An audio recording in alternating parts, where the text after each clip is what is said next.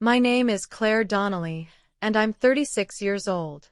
For 8 years, my mother-in-law introduced me at every single family gathering the exact same way. This is Michael's wife. She doesn't really do much. 8 Thanksgivings, 8 Christmases, 8 birthdays I sat through while Carol Whitfield explained to relatives, neighbors, and once, memorably, a parish priest, that her son had married down. She never once asked what I actually did for a living. She just assumed nothing, and she built 8 years of contempt on top of that assumption. Then, 3 months ago, her husband's hardware business fell behind on rent, and a formal notice arrived from the property management company holding their commercial lease. She had no idea whose signature was on the deed to that building. Before I tell you what happened when she found out, let me take you back to the beginning, because you need to understand exactly how invisible I let myself become, and exactly why. If you've ever been underestimated by people who never once bothered to ask who you really were, this story is for you. Welcome back to Calm Drama Stories, where quiet women hold the paperwork and cruelty always meets its receipt. Drop a comment and let me know where you're watching from, and hit subscribe if patience is your love language too, because today, patience wins. I met Michael Whitfield when I was 26, at a mutual friend's engagement party in Cleveland. He was warm in the specific way charming men are warm, attentive to whoever was in front of him, quick to laugh, quicker to compliment. I was, at the time, 3 years into building a small property management and real estate holding company. I'd started with money I'd inherited from my grandfather, a man who'd spent 40 years quietly buying undervalued commercial buildings in industrial corridors nobody else wanted, and who'd left me both the properties and the patience to keep doing what he did. I didn't lead with any of that at the party. I've never been someone who leads with numbers. I introduced myself as Claire, I do property stuff. And Michael laughed and said that was the least specific job description he'd ever heard, and I liked him immediately for noticing instead of assuming. We dated for a year before he introduced me to his parents. I should have paid closer attention to that gap. Carol and Frank Whitfield had built Whitfield Hardware and Supply into a genuine institution in our town over 35 years, a family-run store that had survived 2 recessions and the arrival of 3 different big-box competitors through sheer stubbornness and community loyalty. Carol ran the front of house and the town's opinion of the family with equal precision. Frank ran the numbers, or tried to. Michael's older brother, Dale, worked there too, managing inventory, though everyone in town understood that Dale's actual job was being present and agreeable while Carol made every real decision. The first dinner at their house, Carol asked me exactly 2 questions. Where did I go to church, and did I cook? I answered both honestly, badly on both counts, and I watched something close behind her eyes. She'd already decided who I was before I sat down, and nothing I said that night moved the needle. Michael, to his credit, tried to fill in the gaps. Claire runs her own business, Mom. She's incredibly successful. Carol smiled the particular smile she reserved for things she didn't believe, and said, "That's nice, dear. What kind of business is it exactly?" I told her, property management, commercial real estate holdings. Carol nodded like I'd said something about scrapbooking. "How nice that you have a little hobby," she said, and moved on to asking Michael about his promotion at the accounting firm, and that was the last time for 8 years that anyone in that family asked me a genuine question about my work. I want to pause here and explain something about myself, because it matters for everything that comes after. I am not a naturally quiet person because I lack things to say. I'm quiet because I grew up watching my grandfather build an empire out of unglamorous buildings nobody else wanted, and he taught me, without ever quite saying it in words, that the people who need everyone to know what they're worth are usually the people who aren't sure of it themselves. He used to say, "Let the deed do the talking, Claire. Paper doesn't lie, and paper doesn't need applause." I believed him. I still believe him. But believing something and living with the consequences of it for 8 years inside someone else's family are 2 very different exercises, and I want to be honest that there were nights I sat in my car outside the Whitfield house before family dinners, dreading walking in, dreading the particular flavor of dismissal that was coming, and telling myself it didn't matter because I knew who I was even if they didn't. Michael and I married when I was 28. My company, Donnelly Holdings, was quietly profitable by then. 11 commercial properties across 2 counties, a mix of retail strips, small industrial warehouses, and office buildings, most of them bought below market value the way my grandfather had taught me, held long-term, maintained meticulously, leased to reliable small businesses at fair rates. I didn't flash any of it. I drove a 7-year-old Honda CR-V. I wore the same 3 blazers on rotation to meetings. My idea of a splurge was a good coffee maker. None of that read as wealthy to Carol, because wealth, to Carol, looked like new cars and vacation photos and a certain kind of loud confidence. My kind of quiet competence just looked like nothing to her, and nothing was exactly what she called me, in slightly nicer words, for the next 8 years. The wedding itself was a small preview of what our marriage inside that family would look like.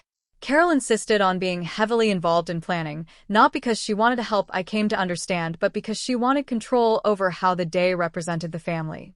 She vetoed my choice of venue, a converted mill building I actually partially owned through one of my LLCs, though I didn't mention that fact, because it looked industrial and cheap, and insisted instead on the country club where the Whitfields held their membership, a cost Michael and I quietly absorbed because arguing wasn't worth it. At the reception, during her toast, Carol said, "Michael has always had such a big heart, taking care of people," and looked directly at me when she said it, and half the room laughed the comfortable laugh of people who assumed the same thing she did, that I was somehow the one being taken care of, rather than the one who'd have covered the cost of the venue twice over without blinking. I let it go. I let so many things go. I want to be honest with you about why, because I think the why matters more than the events themselves. I let it go because my grandfather also taught me that some battles cost you more to win than to walk away from, and because I genuinely loved Michael and didn't want my marriage to become a referendum on his mother's opinions of me. I told myself for years that being underestimated was actually a kind of protection. Nobody asks a woman they've dismissed for money. Nobody scrutinizes the finances of someone they've decided is unremarkable. I got to build my company in peace, without family opinions, without Carol trying to insert herself into decisions the way she inserted herself into everything else in Michael's life. There was a strange kind of freedom in being underestimated, and for a long time, I told myself that freedom was worth the 8 years of small cruelties that came with it. But I want to be clear-eyed about this too, because I don't want to make myself sound like some serene monk who never felt anything. It hurt. Every single Thanksgiving, it hurt. There's a particular ache in sitting at a table full of people who are supposed to be your family, watching them ask Michael's brother Dale about his fantasy football league with real interest, watching them ask Michael about his latest work project with real interest, and then turning to you and asking whether you tried the new grocery store in town, because that's the level of conversation they assumed you were capable of engaging in. Carol had a specific phrase she used over and over at every gathering, to every new person Michael brought around, to every neighbor who asked, "This is Michael's wife, Claire. She doesn't really do much." I heard some version of that sentence probably 30 times over 8 years. And every time, I smiled and let it pass and told myself that the truth would keep for later. Here's the thing about the truth, though. It doesn't keep out of spite. It keeps because you're waiting for the right moment, the moment when revealing it does something more useful than simply making you feel better in a single conversation. I want you to sit with that distinction for a second, because it's the whole heart of this story. I never once considered telling Carol what I actually owned to shut her up at a dinner table. That would have been satisfying for exactly one evening, and would have cost me every ounce of the quiet, controlled life I'd built. I waited because I understood something Carol never did, that real power doesn't need an audience to be real. It only needs to be true. Let me pause here for a second and talk to you directly. If you've ever sat through family gatherings being underestimated, dismissed, treated like the add-on to someone else's more interesting life, I want you to know I understand exactly what that does to a person over time. It's not one big wound. It's 8 years of paper cuts, and paper cuts add up in ways people don't expect.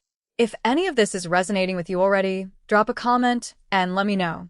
And stay with me, because what happened to the Whitfield family's hardware store is the part none of them saw coming, and neither, honestly, did I. Not exactly, not the way it actually unfolded. To understand what happened, you need to understand the building. Whitfield Hardware and Supply operated out of a two-story brick commercial building on Elm Street that had housed some version of a hardware store since the 1950s. Frank's father had leased the space originally. Frank had continued leasing it for 35 years under a series of renewed commercial leases, first from a local family named the Kowalskis, and then, after old Mr. Kowalski passed and his children sold off the family's commercial holdings piecemeal to various buyers around 12 years ago, from a holding company nobody in town paid much attention to, because holding companies rarely announce themselves at Rotary Club meetings. That holding company was mine. Donnelly Holdings LLC had purchased 6 properties from the Kowalski estate in a single transaction back when I was 24, using inheritance money from my grandfather and a modest bank loan, at a price that made sense specifically because the Kowalski children wanted a fast, clean sale and weren't interested in negotiating property by property. The Elm Street building was one of 6. I'd never met Frank Whitfield in a landlord capacity. My property manager at the time, a meticulous man named Gary Petrosky, who'd worked for my grandfather before me, handled all direct tenant relations for that portfolio, collected rent, scheduled maintenance, renewed leases. I reviewed his reports quarterly, signed off on major decisions, and otherwise stayed entirely out of the day-to-day. I didn't know the Whitfield family leased space from me until roughly 4 years into my marriage to Michael, when I was doing a routine portfolio review and saw the tenant name on the Elm Street lease renewal: Whitfield Hardware and Supply, Frank Whitfield, proprietor. I sat with that for a long moment when I first saw it. I remember exactly where I was, at my kitchen table, laptop open, coffee going cold, Michael upstairs. My first instinct was almost a laugh. My second instinct, which is the one that actually governed what I did next, was to say absolutely nothing to anyone. I didn't tell Michael. I certainly didn't tell Carol. I made a decision in that quiet kitchen moment that has held for 4 years since. I would let Gary continue managing that account exactly as he managed every other account in the portfolio. No special treatment, no special scrutiny, no favors, no punishment. Frank Whitfield would remain, as far as he knew, a tenant of an LLC he'd never had reason to investigate, paying fair market rent to a management company that had always been professional and unremarkable in its dealings with him. I decided the coincidence was mine to hold, not mine to wield, and for 4 years, that's exactly what I did. I want to explain why, because I think it's the part of this story people find hardest to understand. It would have been easy, satisfying even, to walk into a family dinner and say, "By the way, Carol, I own the building your husband's entire business operates out of." I thought about it more than once, usually right after she'd said something particularly cutting. But I kept coming back to the same conclusion my grandfather had drilled into me. Information you reveal for the satisfaction of the reveal is information you've wasted. The value of knowing something the other person doesn't isn't in the telling. It's in the knowing itself and in what you choose to do or not do with it. I didn't want to be Frank and Carol's landlord in some dramatic, table-turning sense. I wanted, honestly, for the building to keep being managed the same boring, professional way it had always been managed, and I wanted my marriage to Michael to exist in a separate room from my business, the way it always had. So Gary Petrosky kept doing his job. Rent came in on time, mostly. There was the usual back and forth about maintenance requests, a leaking roof section repaired 2 years ago, a parking lot resurfacing the year before that. Standard landlord responsibilities handled the standard way. I approved the expenses from my quarterly reports without a second thought, the same way I approved expenses for the other 5 properties in that batch. Frank Whitfield, as far as Gary ever reported, was a decent, straightforward tenant, paid on time, communicated clearly about issues, never caused problems.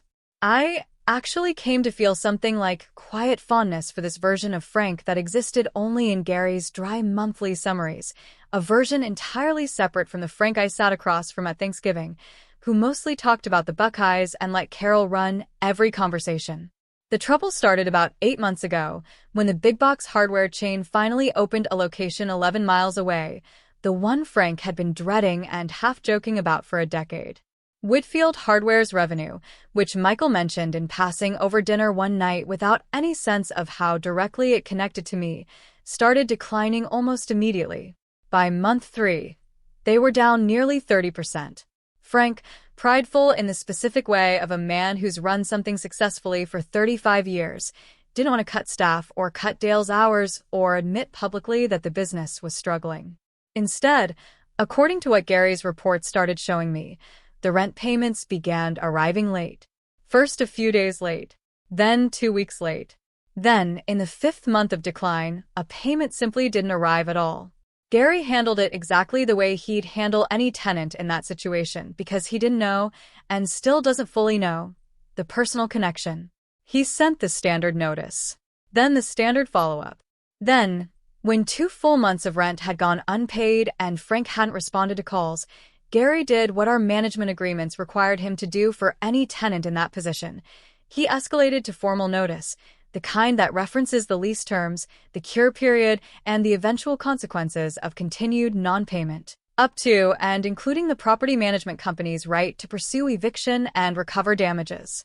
That notice went out on official Donnelly Holdings letterhead, addressed to Whitfield Hardware and Supply, signed by Gary as property manager, referencing the parent holding company only in the fine print, the way every notice for every property in that portfolio referenced the parent company. I found out about the notice the same way I find out about most things in that portfolio, in Gary's routine bi-weekly summary email, one line among many. LMST tenant Whitfield, now 60-plus days delinquent, formal notice sent 3/14, awaiting response. I remember reading that line at my desk and feeling something settle in my chest. Not satisfaction exactly, more like the sensation of watching 2 entirely separate rooms in a house you've kept carefully divided suddenly share a wall. For 4 years, I'd managed to keep my business life and my marriage in genuinely different compartments. This was the moment those compartments were going to collide, whether I wanted them to or not, because Frank was not going to quietly absorb a formal notice from his landlord. Frank was going to bring it home, and Carol was going to have opinions about it, and eventually, inevitably, someone was going to look up who actually owned that building. Let me pause here again. If you've ever built something quietly, something you were proud of, while the people closest to you had no idea what you were actually capable of, I want you to comment, "I understand," below, because I think a lot of us carry some version of that experience. And subscribe if you want to see exactly how the truth came out, because it did not come out the way I expected, and it did not come out from me. It came out 3 weeks after the formal notice, at a family dinner I almost didn't attend. I'd had a long week, closing on a new property acquisition, dealing with a difficult tenant dispute at another building, and frankly, I was tired of Carol's dinners in a way that had been building for a while. Michael asked if I'd come anyway because his parents were going through something with the store, and he thought it would mean something if I showed up and was supportive. I want to be honest that I almost said no, and I want to be honest about why I said yes. Some instinct in me knew this dinner was going to matter, though I couldn't have told you exactly how. Carol was in a state when we arrived. Not crying, Carol didn't cry in front of people, but tight around the mouth, sharp in a way that meant she'd been arguing with someone right before we got there, probably Frank. Dale was there too, quieter than usual, pushing food around his plate. Frank looked like he'd aged 5 years in the last month. I sat down and made the kind of small talk I'd made for 8 years, careful, unremarkable, waiting to see what this was actually about. It came out over the main course. Carol, addressing the table generally but clearly performing for an audience, announced that some greedy landlord company was trying to kick your father out of a store he's run for 35 years, over a couple months of being a little behind, like we're criminals. Frank tried to soften it, said it was more complicated than that, said the rent had genuinely been late and the notice was standard procedure, but Carol talked right over him the way she always did. Standard procedure, she repeated, practically spitting the words. These property management companies, Claire, you wouldn't believe it, they don't care about actual people, about actual businesses that mean something to a town. Some faceless company, Donnelly something, sends a legal notice like your father's business is nothing to them, like 35 years of serving this community means nothing. She said my company's name. She said Donnelly, directly across the table from me, complaining about my own company to my face, with absolutely no idea what she was saying. I want to describe exactly what that moment felt like, because it's the moment 8 years of small cruelties either detonate or don't. I felt, first, a strange kind of vertigo, The sense of two entirely separate parts of my life suddenly occupying the same physical space at the same dinner table. Then I felt something quieter and stranger settle underneath the vertigo, a decision forming, not dramatically, not with any internal fanfare, just a clear, calm sense of what I was and wasn't going to do in the next 60 seconds. I did not announce anything at that table. I want to be completely honest about that because I think it would have been the easy, satisfying, dramatic choice, and it's not the choice I made. I asked, instead, a simple, neutral question, the kind any concerned family member might ask. What's the actual situation with the rent, Frank? How far behind is the business? Frank, grateful for a question that wasn't an accusation, explained it plainly. 3 months behind, roughly $14,000 in arrears, the new competitor eating into revenue, a formal notice with a cure period that was going to expire in 11 days, after which the management company had the right to begin eviction proceedings. Carol interjected constantly, calling the company heartless, calling the notice cruel, saying no reasonable landlord would do this to a business that had been a pillar of the community for 3.5 decades. I let her finish. Then I asked one more question, the only pointed one of the evening. Has anyone actually tried talking to them? Reasonably, I mean. Not adversarially. Just, has anyone called and explained the situation and asked what options exist? Frank admitted he hadn't, out of pride, out of embarrassment, out of not wanting to grovel to some property management guy. I nodded and said something true and deliberately vague. Sometimes these companies have more flexibility than people assume. It might be worth trying before it escalates further. I did not say I owned the company. I did not say I could pick up a phone that night and resolve this in 10 minutes. I went home with Michael, and I sat in my car in our driveway for a long time before going inside, thinking through exactly what I wanted to do next. Here's what you need to understand about my thought process in that driveway, because I think it's the actual heart of this story, more than any single confrontation that comes later. I had, in that moment, complete and total power over Frank Whitfield's business. I could let the eviction proceed exactly as scheduled, technically justified, entirely within my rights as a landlord managing a delinquent account the way I'd manage any delinquent account. Nobody could have faulted me for that professionally. Or I could intervene, quietly through Gary, the way I occasionally did intervene in genuinely difficult tenant situations, offering a modified payment plan, a temporary rent reduction, options I'd extended to other struggling small businesses in my portfolio over the years, not out of charity exactly, but out of a business philosophy my grandfather taught me. A good long-term tenant weathering a hard patch is worth more than an empty storefront and a protracted legal fight. The complicating factor, obviously, was that this wasn't a random tenant. This was my husband's family, the family that had spent 8 years treating me like I didn't have a coherent thought in my head, the family whose matriarch had just called my own company heartless to my face, without knowing it. I want to be honest that there was a part of me, a real, human part, that wanted to let the eviction proceed exactly on schedule, to let Carol experience the actual consequences of dismissing people she'd never bothered to understand. I sat with that impulse for a long time in the driveway. And then I set it aside, not because I'm a saint, but because I recognized it for what it was.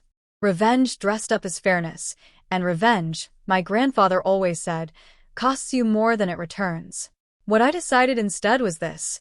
I would treat the Whitfield account exactly the way I'd treat any other struggling long-term tenant in my portfolio, no better, no worse, entirely on the merits. I called Gary the next morning and asked him to pull the full history on the Elm Street account, payment record over 12 years, maintenance costs, overall value to the property, standard business review. Nothing unusual about the request. Gary's numbers confirmed what I expected. Whitfield Hardware had been, until the last 8 months, an exemplary long-term tenant. 12 years, on-time payment history until the recent decline, minimal maintenance disputes, a business that had genuinely anchored that corner of Elm Street and helped keep foot traffic steady for the 2 smaller retail tenants nearby. On the actual merits, this was exactly the kind of tenant worth working with through a rough patch. I told Gary to offer Frank a standard hardship accommodation, the same modified payment plan structure I'd approved for 2 other small business tenants in the portfolio over the years when they'd hit genuine, Temporary financial trouble. Arrears spread over 12 months added to regular rent at a modest, fair interest rate, a formal amendment to the lease, and a temporary 30-day pause on any further legal action while the paperwork was drawn up. I told Gary to present this as standard company practice because it was standard company practice, not as a special favor, and absolutely not to mention any personal connection because Gary, to this day, still doesn't fully understand the connection, and that was intentional. Gary called Frank 2 days later. I know exactly how that call went because Gary reported it to me afterward in his usual dry, professional summary, with no idea of the personal weight it carried on my end. Frank, apparently, was stunned, then deeply grateful, then asked, reasonably, why the company was suddenly being so accommodating after sending a formal eviction notice just weeks earlier. Gary told him the truth, the business truth, that the company reviewed long-term tenant accounts individually before pursuing legal action, and that Whitfield Hardware's 12-year payment history and community standing made them a strong candidate for a hardship accommodation rather than eviction. Frank signed the amended lease within the week. I want to pause here and be honest with you about something. I did not tell Michael what I'd done. Not yet. I want you to sit with that for a second because I think it matters. I wasn't hiding it out of shame. I was protecting something I'd built carefully over 4 years. A business decision made entirely on its actual merits, uncontaminated by family drama, by the temptation to either punish or perform generosity. I wanted the accommodation to exist in the world as exactly what it was, a sound business call about a good long-term tenant, before it became, in my family's eyes, a dramatic personal reveal. If you've ever made a decision you knew was right, quietly, without needing anyone to witness it, comment quiet power below, because I think that's a kind of strength people don't talk about enough. The reveal, when it finally came, did not come from me at all. It came, almost accidentally, 3 weeks later from Frank himself at another family dinner, and I want to walk you through exactly how it unfolded because the moment itself surprised even me. Frank had been in noticeably better spirits since the accommodation went through. The business wasn't fixed. The big box competitor was still eating into revenue, but the immediate crisis had lifted, and Frank, being a straightforward, detail-oriented man underneath Carol's dominant personality, had actually read the amended lease agreement carefully before signing it, the way he read every document related to his business. At dinner, making conversation, trying to explain to Dale why things felt less dire, Frank mentioned, almost in passing, I looked up the parent company on that lease agreement out of curiosity, since they'd been so reasonable about the whole thing. Wanted to know who to actually thank. He said this lightly, conversationally, reaching for the bread basket, having absolutely no idea what he was about to say next. Turns out it's some holding company, Donnelly Holdings, LLC, registered right here in the county. Small operation from what I can find. Filed by a Claire. And then Frank stopped, mid-sentence, bread basket in hand, and looked directly at me across the table. I want to describe the silence that followed, because it lasted a genuinely long time, long enough that Dale looked up from his plate, long enough that Michael, who I still hadn't told, looked between his father and me with visible confusion. Carol was the one who broke it, and her voice had an edge of forced lightness that didn't quite land. Claire? That can't be right, Frank. Claire does property stuff. Small stuff. She said it the exact way she'd said it 8 years earlier, at that very first dinner, like the phrase itself was a settled fact of the universe that a coincidence of names couldn't possibly disturb. I didn't rush to fill the silence. I want to be honest that some part of me wanted to either soften it immediately, or if I'm being fully truthful, let it sit just a beat longer than was comfortable for anyone else at that table, because 8 years is a long time to wait for a single sentence. What I actually said when I did speak was simple, calm, and entirely factual. Yes. Donnelly Holdings is my company. I've owned 6 commercial properties in the county for about 12 years, including the Elm Street building. I've known you were a tenant of mine for about 4 years, since I did a portfolio review and saw the lease. I didn't say anything because I didn't want it to change how the property was managed, and I still don't. Gary runs that account exactly the way he runs every account in the portfolio. The accommodation you got 3 weeks ago wasn't a favor, Frank. It's the same offer I've made to 2 other long-term tenants who hit hard times. You earned it with 12 years of good payment history, not because of who you're related to. I watched that land across 4 different faces in 4 completely different ways, and I think it's worth walking through each one because it tells you something true about each person. Frank's face went through something like relief mixed with embarrassment.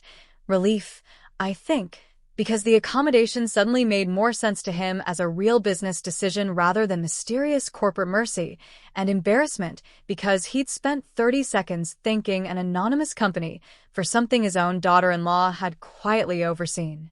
Dale's face was mostly confusion, working through the math slowly, the way Dale worked through most things. Michael's face was the one that actually worried me in the moment. Not upset, not angry, but genuinely stunned, looking at me like he was reassembling 4 years of assumptions in real time, doing the math on exactly how much he hadn't known about his own wife's life. I made a mental note to have a real conversation with him later, privately, because he deserved that, regardless of anything happening with his mother. And then there was Carol. I want to describe Carol's face carefully because it's the actual center of the story. It wasn't dramatic. She didn't gasp or cry or throw anything. What happened was smaller and, I think, more honest. Her mouth, which had spent 8 years forming some version of she doesn't really do much, simply stopped moving. She looked at me for a long moment, and I watched her doing the same math Michael was doing, except her math had 8 years of specific sentences attached to it, 8 years of introductions at parties, 8 years of pointed questions about grocery stores instead of business. I watched her realize in real time that every single person she'd ever repeated her assessment of me to, neighbors, the parish priest, relatives at every holiday, had been hearing a confidently wrong story from a woman who'd simply never bothered to ask a real question. She recovered, eventually, the way people like Carol do. "Well," she said, too brightly, "you certainly kept that quiet, dear." I let that land without correcting the framing, because correcting it wasn't necessary anymore. The facts had already done what facts do. I didn't need to add commentary. Let me pause here one more time because I think this is the part people watching this want to know most. What happened after? Not the dramatic reveal itself, but the slower, quieter aftermath, because that's usually where the real truth of a story lives.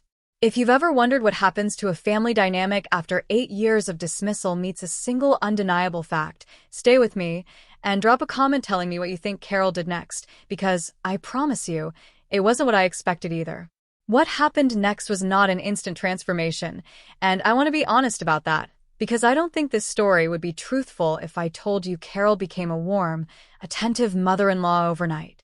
What happened, instead, was slower and more complicated, and in some ways more interesting than a clean redemption arc. For the first few weeks after that dinner, Carol was noticeably careful around me, in the specific way people are careful around something they've suddenly realized they underestimated. She asked me actual questions, real ones, about my company, about how I'd started it, about my grandfather, whom she'd never once inquired about in 8 years despite the fact that his portrait hung in our living room. I answered honestly, without warmth exactly, but without cruelty either. I wasn't interested in punishing her with my newfound leverage. I was interested, mostly, in seeing whether anything about her would actually change, or whether this was simply a temporary recalibration based on discovering I had money, which would be its own kind of insult. Michael and I had the private conversation I knew we needed to have about 2 days after that dinner. He wasn't angry exactly, but he was hurt, and I understood why. 4 years, Claire. You knew for 4 years, and you never told me. I explained my reasoning as honestly as I could, that I hadn't wanted our marriage to become entangled with a business relationship I hadn't chosen, that I'd been protecting something I valued, that I genuinely believed and still believe that keeping the compartments separate was the right call, even though I understood it had cost him a piece of information about his own life. He asked, reasonably, whether I'd ever planned to tell him if the situation with his parents' business hadn't forced the issue.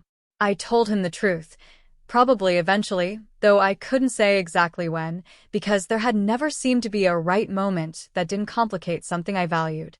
He needed a few weeks to sit with that, and I gave him the space to sit with it because I thought he deserved that space, and because our marriage, unlike my relationship with his mother, was actually built on something worth protecting carefully.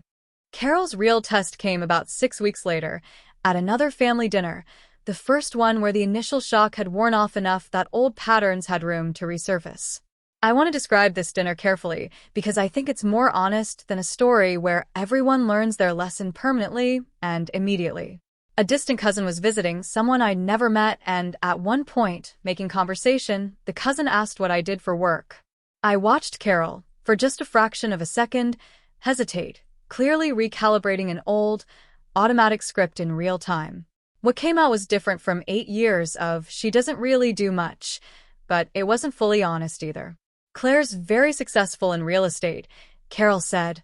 "A genuine improvement, though I noticed she still didn't say the actual scale of it, still didn't mention that I owned the very building her husband's store operated out of, still framed it in the vaguest acceptable terms that let her save face about 8 years of dismissiveness without having to actually name what she'd been wrong about."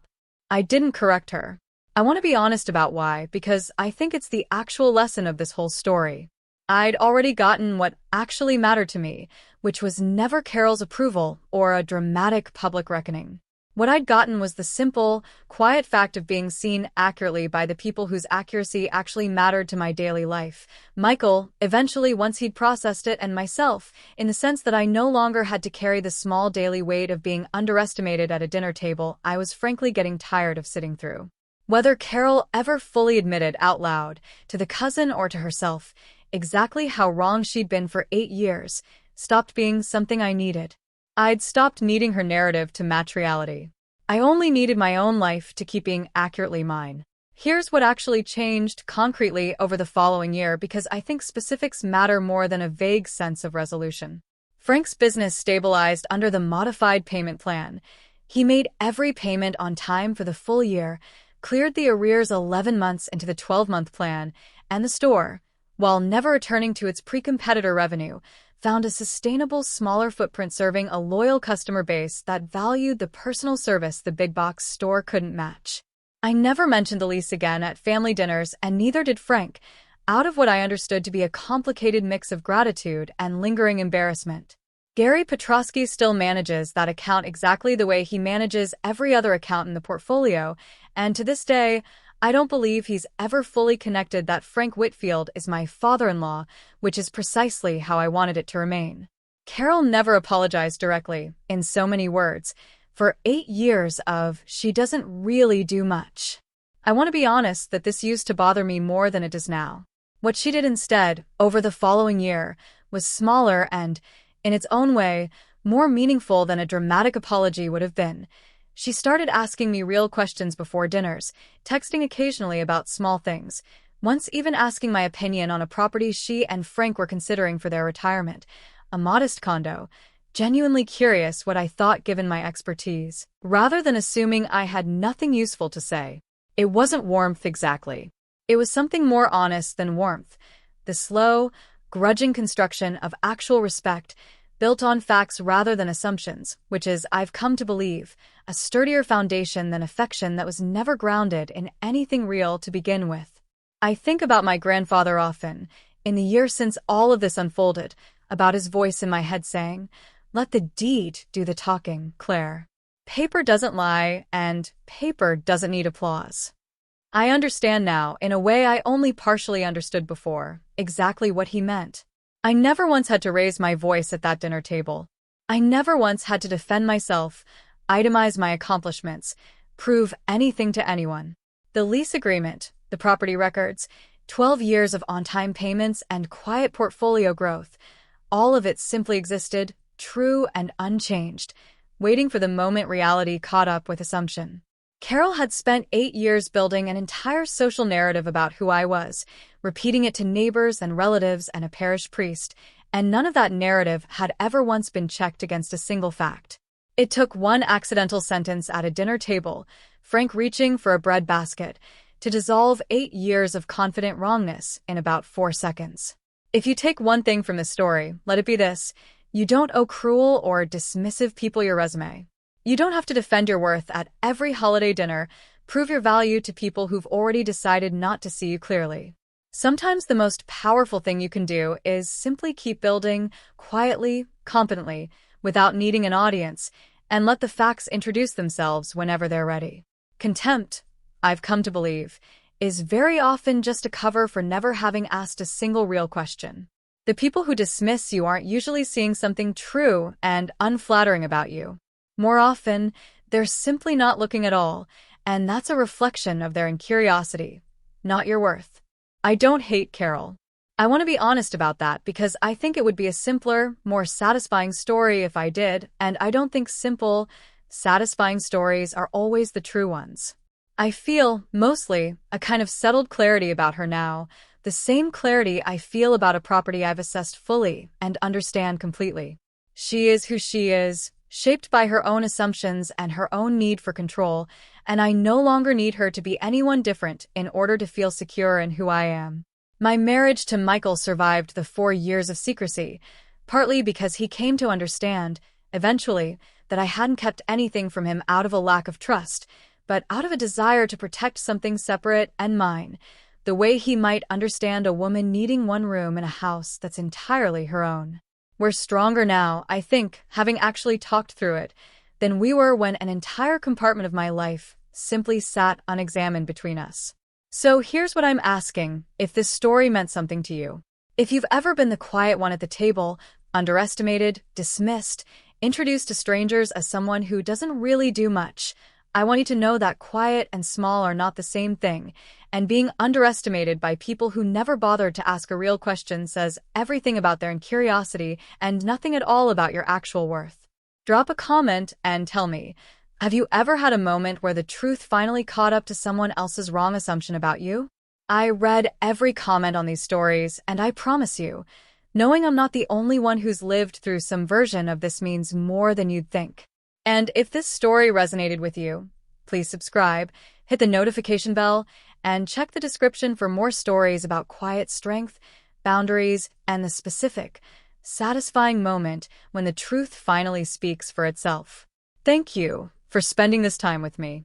Until next time, this is Claire, and I'm exactly as much as I've always quietly been.